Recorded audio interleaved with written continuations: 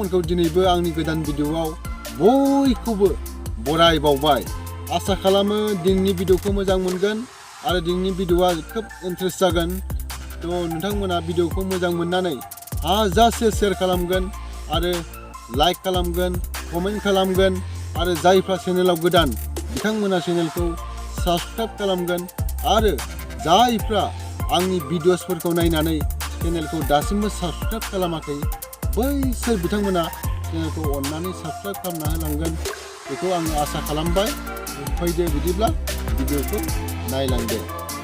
फैसि फैसि मागो दमासि, फैसि फैसि मागो दमासि, दा खालाम नोंलाय आंखौ बै समाव अम्बासि।